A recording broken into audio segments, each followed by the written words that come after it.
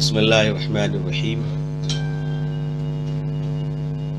सूर्य नमस्कार की मुखालिफत all India Muslim personal law board ने की है। उनके ऑनरेबल हमारे मुअज़्ज़ज़ जनरल सेक्रेटरी और मारूफ फ़क़ीह आलम इस्लाम के बड़े मकबूल आलिम दीन हज़रत मौलाना मोहम्मद खालिद सैफुल्लाह रहमानी साहब दामद बरकातुहुम ने सूर्य नमस्कार के खिलाफ बाज़ाब्ता बयान जारी फरमाया है। वो बयान सिर्फ हज़रत मौलाना का नहीं बल्कि बयान पूरे हिंदुस्तान में बसने वाले करोड़ों मुसलमान और दूसरे वो तमाम लोग जो दूसरे मज़ाहिब से ताल्लुक़ रखते हैं उन सब की तर्जमानी है। सूर्य नमस्कार एक पूजा है और एक बात हमें याद रखनी चाहिए कि मुसलमानों की मुसलमानियत और इस्लाम की शान इसी में मख्फी है और इसी में जाहिर है कि मुसलमान एक अल्लाह के सिवा न दूसरे को मानता है और दूसरे को जानता भी नहीं है, मानता भी नहीं है और एक अल्लाह के सिवा किसी दूसरे खुदा को जानता भी नहीं है। सूर्य नमस्कार मुसलमान बच्चों से करवाना सरकारी स्कूलों में ये हिंदुस्तान के संविधान कॉन्स्टिट्यूशन के फंडामेंटल वॉइस, उसकी आवाज, उसकी सोच के खिलाफ है। भारत सरकार एक सेकुलर सरकार है। इसका काम ये नहीं कि स्कूलों में कौन नमाज पढ़ेगा और कौन पूजा करेगा। जो लोग नमाज पढ़ना चाहें उनको अपनी आज़ादी है, जो पूजा करना चाहें उन्हें अपनी आज़ादी है। लेकिन हुकूमत की तरफ से ये पाबंदी लगाना कि जो बच्चे सरकारी स्कूलों में आएंगे वो सूर्य नमस्कार करेंगे, बहुत जाबिराना निज़ाम है। ये बहुत गलत रविश है। मुसलमानों के अरबों रुपए टैक्स में जाते हैं, मुसलमानों के बच्चे भी सरकारी स्कूलों में पढ़ते हैं। हम सूर्य नमस्कार नहीं करेंगे, चाहे पढ़ाना हो तो पढ़ाएंगे, नहीं पढ़ाना हो तो नहीं पढ़ाएंगे, हमें कोई फर्क नहीं पड़ता। मगर एक बात अच्छी तरह याद रख ले कि मुसलमान अपनी गरीबी, इफलास, मजलूमियत और तमाम तरतबाही और सवाल के बावजूद खुदा की कसम क़यामत की अगली सुबह तक इस्लाम के किसी एक तसव्वुर में भी किसी हुकूमत की कोई मुदाखलत और किसी की कोई मिलावट को बर्दाश्त करने को तैयार नहीं है। न माजी में कभी रहा है, न आइंदा कभी रहेगा। लिहाजा हम इसे रिजेक्ट करते हैं। सूर्य नमस्कार ही नहीं, जब से बीजेपी गवर्नमेंट आई है देखा जा रहा है कि बच्चों को इस तरीके की तालीम दी जा रही है कि कभी सूर्य नमस्कार पर बोला जा रहा है तो कभी बीजेपी के पाठ पढ़ाए जा रहे हैं, कभी राम का पाठ पढ़ाया जा रहा है। तो ये क्या हिंदुस्तान किस लेवल पे जा रहा है? नहीं, अगर government of India general knowledge के तौर पर चाहती है कि जो बड़े महापुरुष रहे हैं उनका परिचय हो, रामायण, महाभारत, गीता, और बड़े लोगों से हमारे बच्चों को परिचय करवाया जाए, तो मैं इसके खिलाफ नहीं हूं। लेकिन मैं कहता हूं सिर्फ रामायण ही क्यों, फिर कुरान को भी शामिल कर लिया जाए। मुसलमान बच्चे अगर रामायण को समझ सकते हैं तो हमारे हिंदू भाइयों के बच्चों ने आपका क्या बिगाड़ा है जो कुरान नहीं समझ सकते? वो आप उनको क्यों वंचित रखते हैं? भाई, पुरुषोत्तम महापुरुष राम जी को अगर एक मुसलमान समझ सकता है, और समझना चाहिए, मैं इसके खिलाफ नहीं हूं। हम भारत में इस बात को समझना अच्छी बात है कि मर्यादा पुरुषोत्तम राम जी कौन थे, श्री कृष्ण जी कौन थे। तो क्या हिंदू भाइयों के बच्चों को और हमारे हिंदू भाइयों के बच्चों को यह जानने का कोई हक नहीं कि प्रॉफिट हजरत मोहम्मद सल्लल्लाहु अलैहि वसल्लम कितने बड़े महापुरुष थे, कि जिन पर लाखों हमारे हिंदू भाइयों ने नात लिखी है? वो प्रॉफिट मोहम्मद सल्लल्लाहु अलैहि वसल्लम कैसे महापुरुष थे जिन पर लाखों हिंदू भाइयों ने किताबें लिखी है, उनकी जीवनी पर, उनकी सीरत पर? तो आप सारी चीजों को फिर इक्वल लागू कीजिए। हजरत ईसा अलैहिस्सलाम की भी सीरत पढ़ाइए, लेकिन महज एक चीज को बताना और उसको टारगेट कर करना, मुझे लगता है कि आहिस्ता आहिस्ता मुसलमानों के बच्चों को दीन से वरगलाने की नापाक साजिश हो रही है। और मुसलमानों को इसका जमकर मुकाबला इस तरह से करना है कि कानून के दायरे में रहते हुए, सूर्य नमस्कार न करते हुए अपनी पढ़ाई को मुकम्मल करना, और इसकी इजाजत हमें संविधान देता है, चाहे गोदी मीडिया चाहे जितनी भी चीख ले और जितना भी पुकार ले। ऐसा नहीं लगता है कि आरएसएस के बीजेपी गवर्नमेंट जो चला रहे हैं? ये तो बीजेपी जाने उनको कौन चला रहा है, और आरएसएस जाने कि वो कितना चला रही नहीं चला रही, हमारा विषय नहीं है। दुनिया जानती है, दुनिया जानती है। अभी ये जो देख रहे हैं कि महात्मा गांधी जी जो आजादी के लिए, आजादी न सिर्फ महात्मा गांधी बल्कि हमारे कई लोग जो रहे वो आजादी के लिए अपनी जान कुर्बान किए हैं, मगर अभी महात्मा गांधी जी को लेकर के जिस तरीके से मुल्क में एक अलग निजाम बनाया जा रहा है और बरगलाने की जो कोशिश की जा रही है, क्या कहेंगे? देखिए, इस मुल्क की बदकिस्मती रही है कि जिसने देश को, सारे लोगों को लेकर महात्मा गांधी जी ने पूरे मुल्क को आजाद करवाया। इसमें कोई दो राय नहीं कि वो आजादी के सिपाहियों की और आजादी के काफिले की को लीड वो कर रहे थे, और उनका बड़ा बलिदान है, उनकी बड़ी त्याग है, उनकी बड़ी तपस्या है। गांधी जी एक महान शख्सियत का नाम है, इसमें कोई दो राय नहीं है।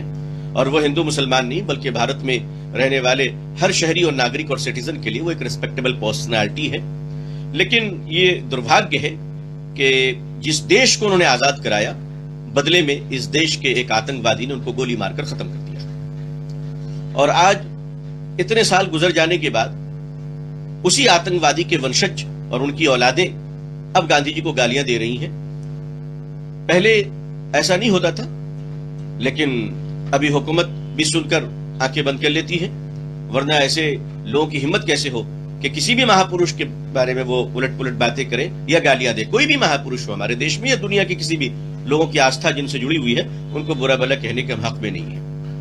कैसे कॉम्युनल फीलिंग लोगों में, हिंदुओं में डाला जा रहा है, कैसे बचा जा सके, जरा बताएं। ये देखिए, अभी जैसे सूर्य नमस्कार का मामला है, आप लोगों ने देखा होगा कि जब all India Muslim personal law board ने उसकी मुखालिफत की तो फौरन उसके काउंटर में एक बयान आ गया।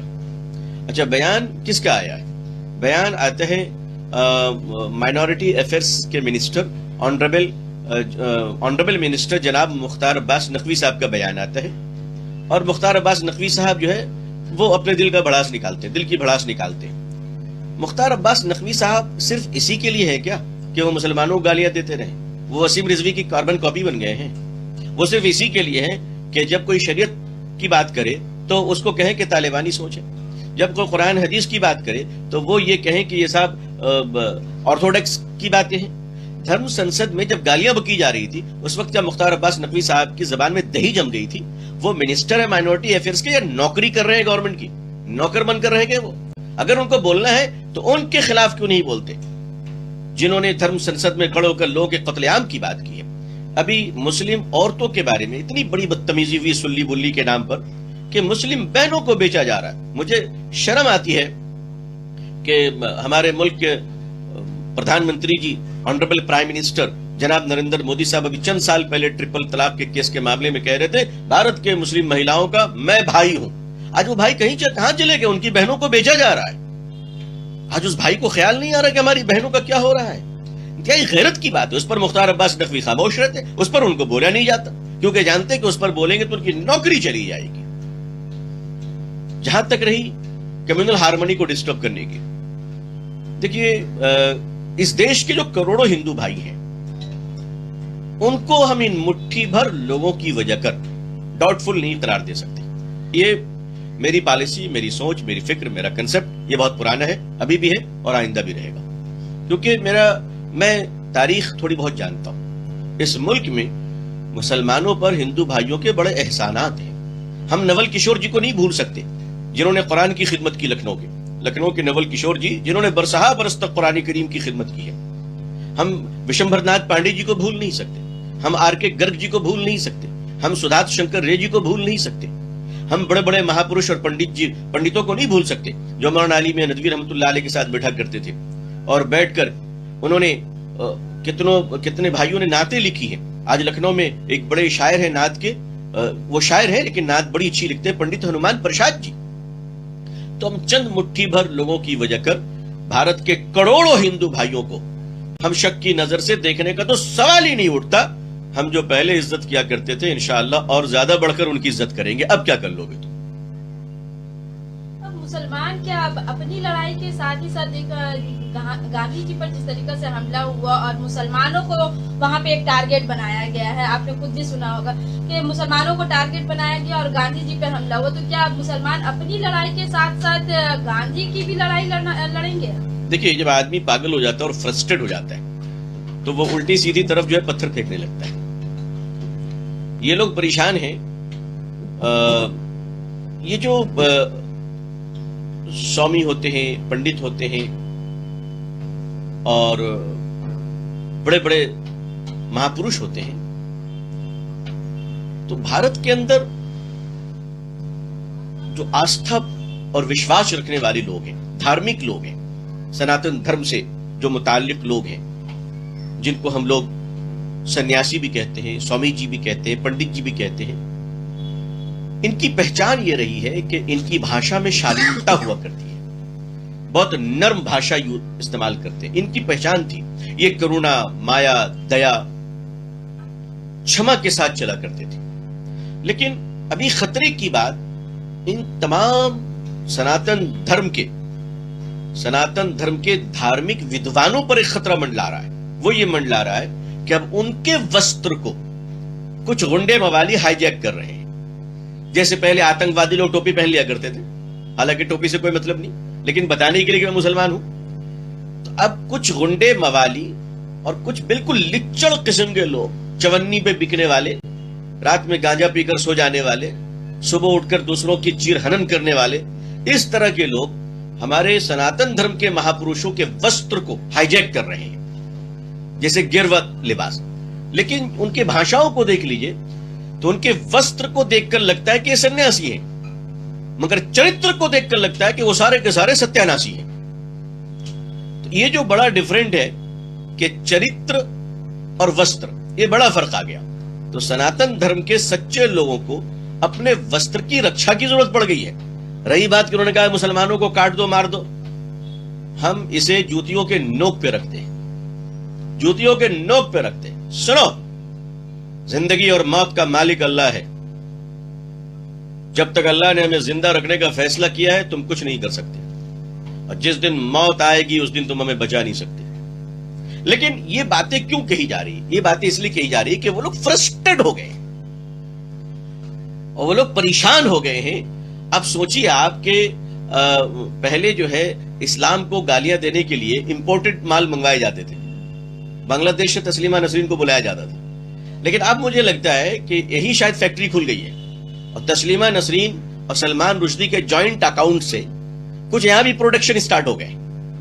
तो अब जो लोकल माल मार्केट में आ रहे हैं, अब इन लोगों ने कहा कि कारोबार अच्छा, ये धंधा हम ही शुरू कर देते हैं। गवर्नमेंट की जिम्मेदारी है कि संविधान के खिलाफ बोलने वाला, महापुरुषों के खिलाफ बोलने वाला, लॉ एंड ऑर्डर को ब्रेक करने वाला, किसी समाज को बुरा कहने वाला, उनको लगाम दे, उनको रोके।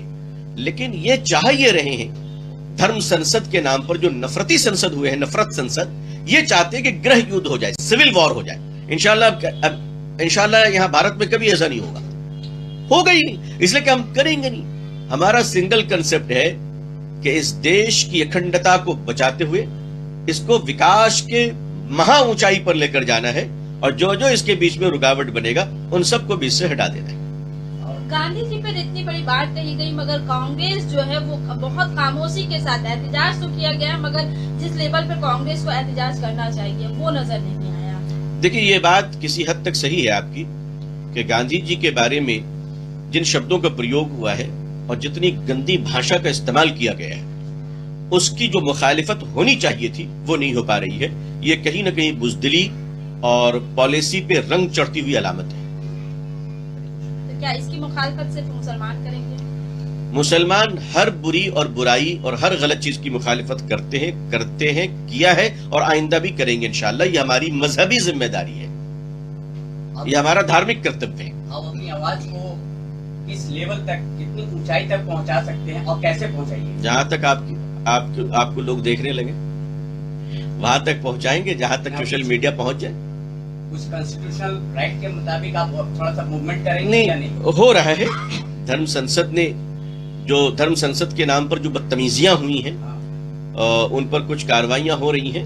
उत्तराखंड पुलिस ने FIR किया है, लेकिन अगर कोई मुसलमान होता तो अब तक गिरफ्तार हो चुका होता। तो पुलिस की वर्दी में हमने उत्तराखंड में अभी एक वीडियो मैंने देखा कि एक साहब जो हैं, जो लोग नित्यानंद सिंह साहब और उनके कुछ लोग पुलिस में FIR करने गए थे, और वो कह रहे हैं ये बच्चा पुलिस का तो हमारा ही कहां जाएगा, तो ठाड़गे मार रहे थे। तो उस वीडियो में मुझे देखकर लग रहा है कि पुलिस की वर्दी में एक आदमी मुजरा कर रहा है।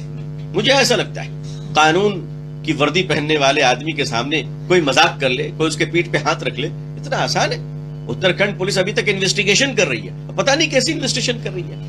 हमारे कलकत्ता से कोई आवाज उठी है कुछ ऐसा, मतलब ये आवाज यहीं से उठ रही है ना माशाल्लाह। कानूनी तौर पर अभी इसका इल्म नहीं है, अभी इसका इल्म नहीं है। ये इस तरह का जो माहौल बनाया जा रहा है हिंदुस्तान में प्राइम मिनिस्टर से या फिर स्टेट के वजीर आला से, आप किसी तरह का अपील करेंगे ये सूर्य नमस्कार से लेकर के और गांधी जी तक? देखिए, बंगाल में जो ऑलरेडी गवर्नमेंट है ये बहुत सेकुलर गवर्नमेंट है और मैं देख रहा हूं कि ये सारे समाज के लिए, मुसलमान भाई, हिंदू भाई, सब लोगों के लिए वो यकसा ऑनरेबल चीफ मिनिस्टर, जिनको हम लोग प्यार से दीदी भी कहते हैं, वो बहुत काम कर रही हैं और करना चाह रही हैं। इस तरह के किसी तुगलकी फरमान को जो नेशनल इंटीग्रेशन के खिलाफ हो और मुसलमानों के तौहीद और ईमान पर वार होता हो, मुझे नहीं लगता है कि बंगाल गवर्नमेंट कभी इस चीज को परमिट करेगी और न कभी की है और आइंदा भी मुझे उम्मीद नहीं है। बंगाल एक पीसफुल स्टेट है और इंशाअल्लाह इसको पीसफुल रखने में हम पूरी मदद करेंगे इंशाअल्लाह।